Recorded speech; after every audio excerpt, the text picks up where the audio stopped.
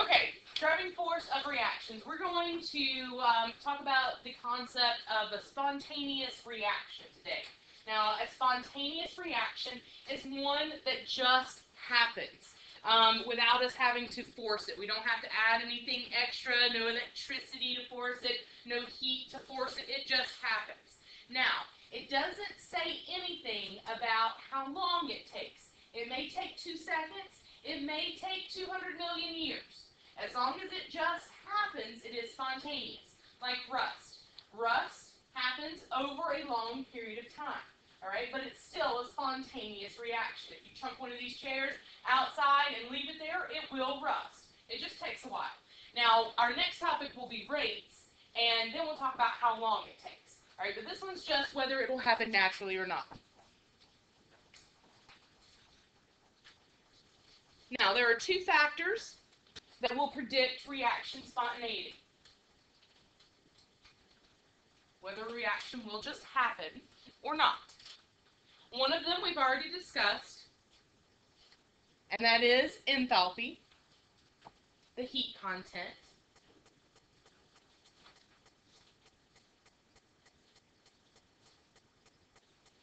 Exothermic reactions are generally spontaneous, especially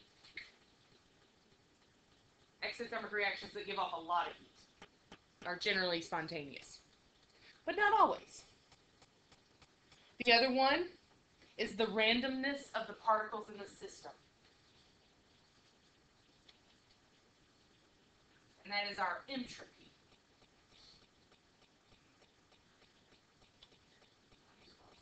I'll get to it.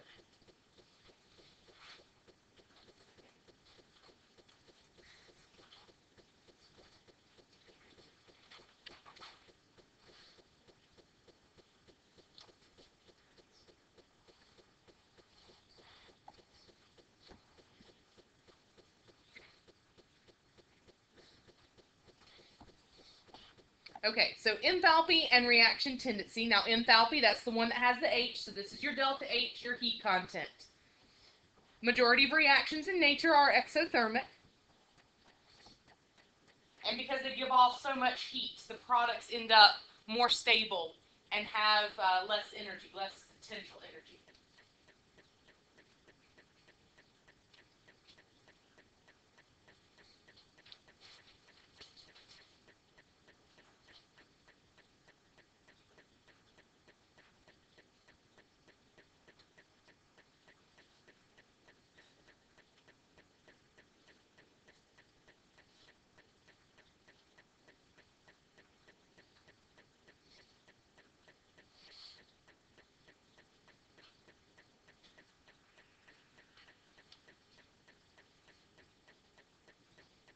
The next one is entropy and reaction tendency.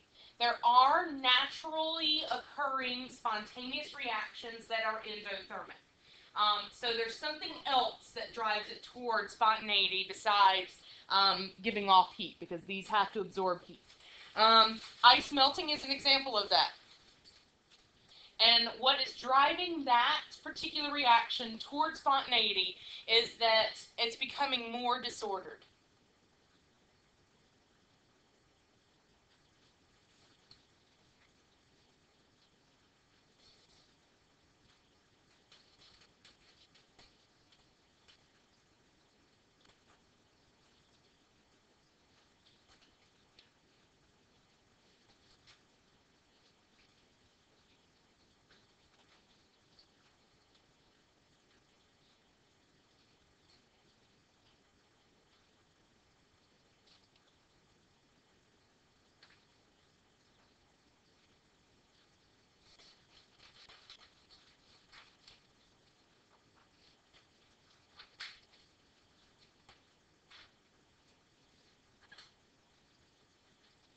Correct. Entropy, which is S. I know there isn't an S anywhere in that word. It's the measure of the degree of randomness, or I like to read it as disorder.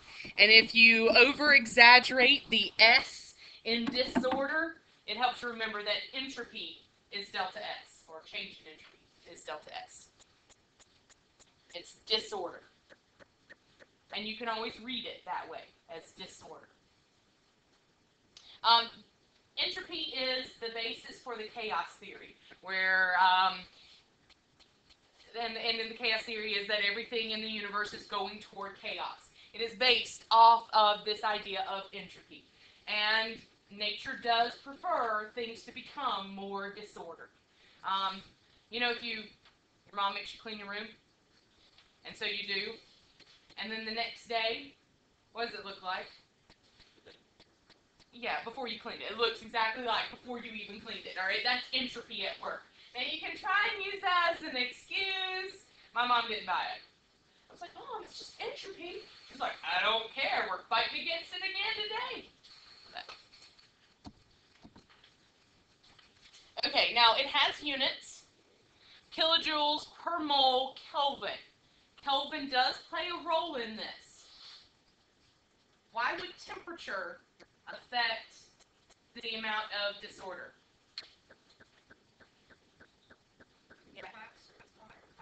Good. Kinetic molecular theory. As temperature goes up, the particles are moving faster, so things are going to get more disordered more quickly.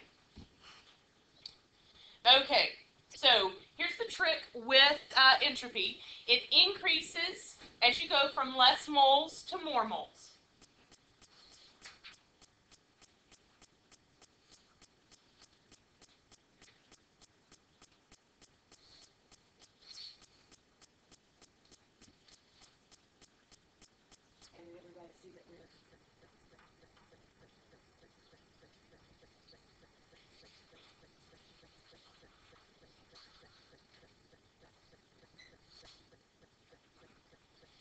All right, so you know that street game where they have the cups and a little ball, and they put the ball underneath one of the cups, and then they mix them up, and you have to find which cup has the ball underneath it. Now, in the street game, they play it with 3 cups. Well, imagine if you only had 2 cups, and I put a ball underneath, and I mix them up. You could probably win that game, couldn't you? Because there's only so many ways I can mix up 2 things. Here. You can probably watch that, all right? But with 3, it can get way more disordered, all right? It makes it a more challenging game, and it is a street game, so it's one that people most often lose. Plus they cheat, but whatever. All right, so less moles, more moles. The more moles you have, the more disordered things can be, all right? So entropy increases. The other one is entropy increases as you go from solid, because particles can't move around, all they can do is vibrate, to a liquid. They're still held by their attractive forces, so all they can do is move over and around one another, to a gas that has no attractive forces and is zooming all over the place.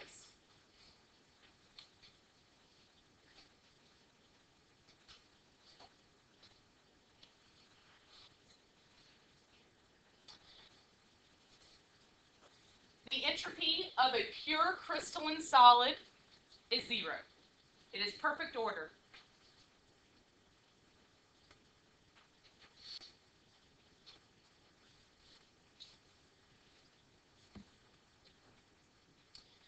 Increased heat increases molecular motion, and that's why Kelvin temperature is a part of the units for entropy. Okay, more signs to remember. We know delta H negative is exothermic. Delta H positive is endothermic. Well, now we have delta S, our change in disorder. So if it is negative delta S, we are moving toward more order as the reaction proceeds. Positive delta S. Now remember, you can always read delta S as disorder. So positive disorder, you're going to more disorder. All right?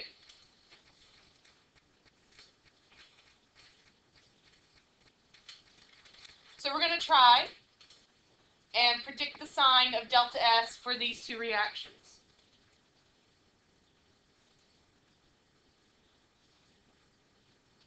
So let's look at A. In this particular one, we have calcium carbonate going to calcium oxide and carbon dioxide. What we have to look at here is the amount of disorder. We have a solid going to a solid and a gas. Are we moving toward more disorder or more order? more disorder. A gas is way more disordered than a solid is. Okay, so our sign of delta S is going to be positive because we're moving toward more disorder. Good. All right, if we look at B, I have sulfur dioxide and oxygen gas going to sulfur trioxide. They're all gases, so we can't use that one. So we have to go with this other one. Entropy increases as we go from less moles to more moles, and it's really of gas. We're going to get our moles here by coefficients. It tells us the relative number. So I have 2 moles of sulfur dioxide, 1 mole of oxygen gas, so that's 3 moles on this side. And on this side, we're going to 2 moles. All right, so are we moving toward more disorder or more order? More order, so delta S is negative.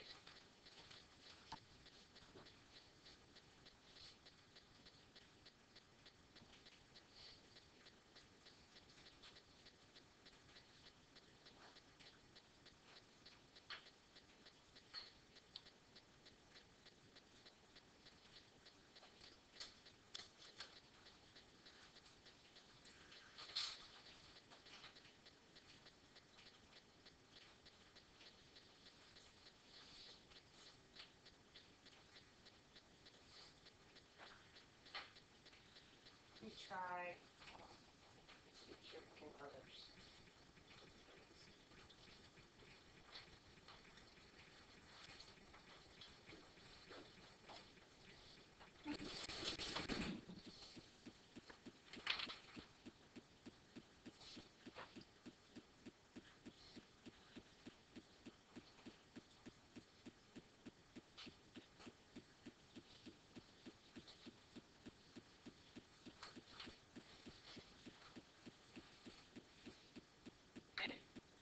Is delta S going to be positive or negative?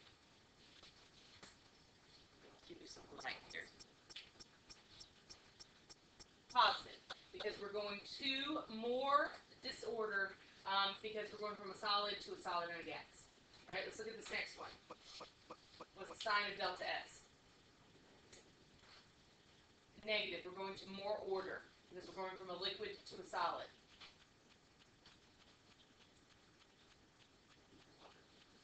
Okay, more order, so delta S is negative because we're going from 4 moles, 1 plus 3, to 2 moles.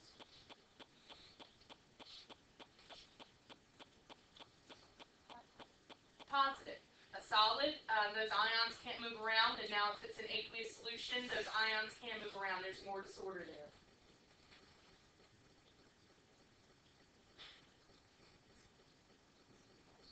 Positive. We're going to more disorder because we're going from a solid to a liquid.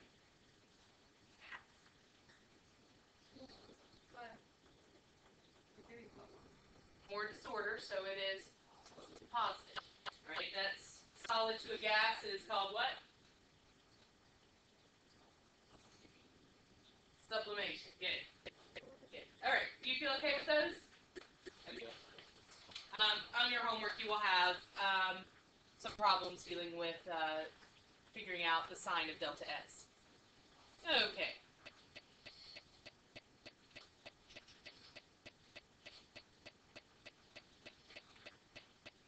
Okay, so nature likes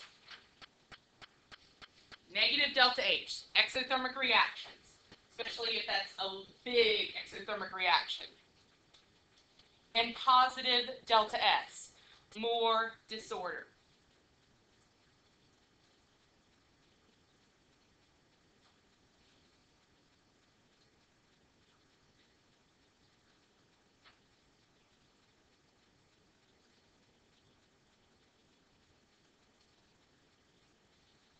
If a reaction has those 2 things, it will always be spontaneous. If it has the opposite of these 2 things, if it's an endothermic reaction going to more order, that will never be spontaneous. That will never happen on its own. That's something we would have to force. Okay? One of my students said it this way. So, nature likes a hot mess. Yes. Okay? Like a hot mess. All right. Now, how do we know which one's going to win? What if we have a positive delta H and a positive delta S? It has one of these criteria, but not both of them. So we have to figure out which one wins. And that's where we get Gibbs free energy. Your book only calls it free energy, but then G, its symbol, doesn't make sense. It is Gibbs free energy. And it's combined entropy and enthalpy. Processes are driven to lowest enthalpy and highest entropy. That's negative delta H and positive delta S, which will dominate. We have an equation for it. Delta G equals delta H minus T delta S. Let's see. T is temperature and must be in Kelvin, and it is multiplied by your delta S.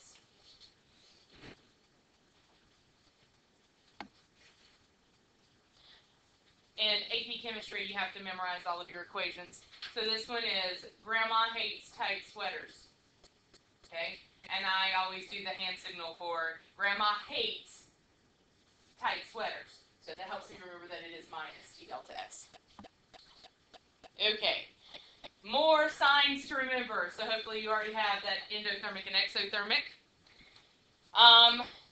If delta G is negative, the reaction is spontaneous and will occur. We don't know how fast, it just will occur naturally. If delta G is positive, it is not spontaneous. And that's an equation we would have to force. Okay, so we have this problem. If a reaction has a delta H of 176 kilojoules per mole and a delta S of 0.285 kilojoules per mole, K, calculate delta G and tell whether the reaction is spontaneous or not at 298.15 Kelvin. All right, so we're going to plug this into our equation. Delta G equals delta H minus T delta S.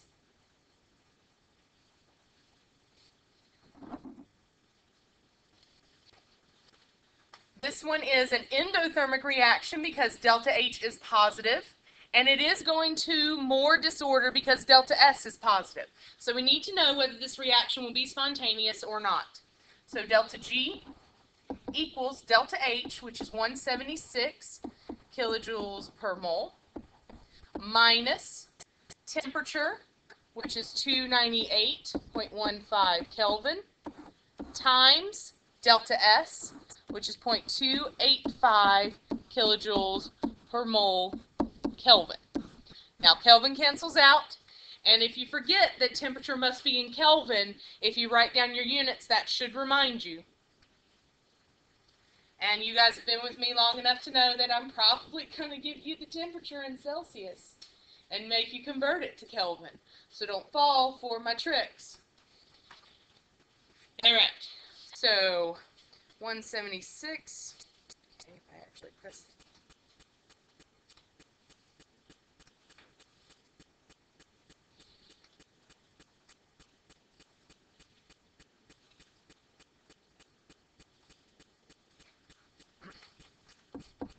I get delta G to equal 91.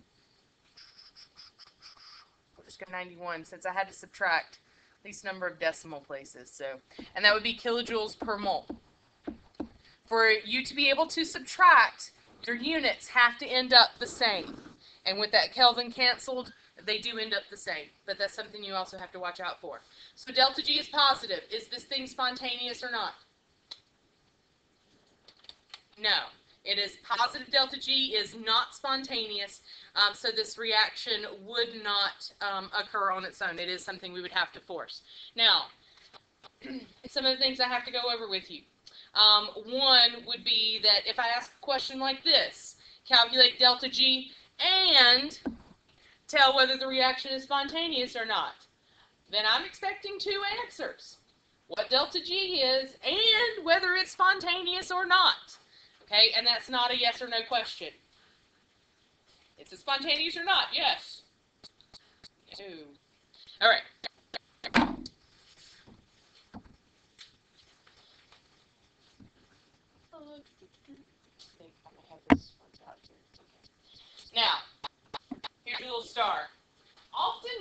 H will have units of kilojoules per mole, and delta S will have units of joules.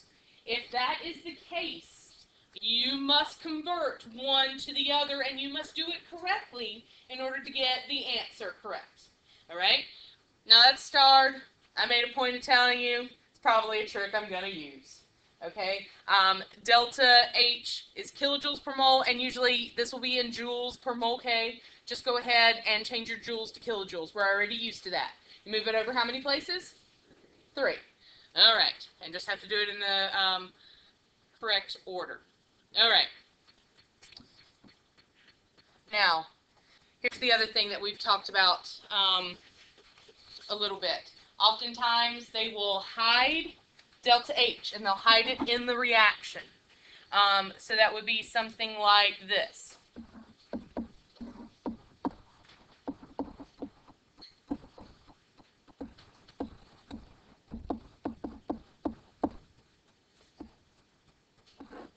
Is this reaction endothermic or exothermic? Exothermic. If you read this reaction, it says carbon plus oxygen produces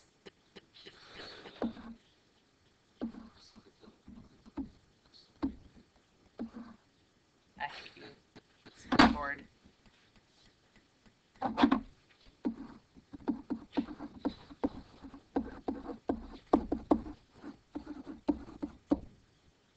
I don't know what I had there. 0.5. Oh, I just messed it up. All right. Now, this is endothermic or exothermic? We'll just start all the way over. Exothermic, because it is producing heat. All right, so when I write delta H, it's 393.5. That's what that says. But it's exothermic, so what sign do I have to give it? Negative.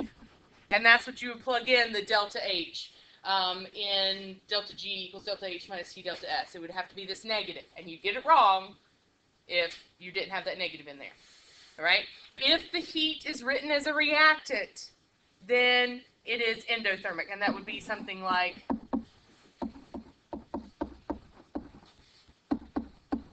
it would look like this.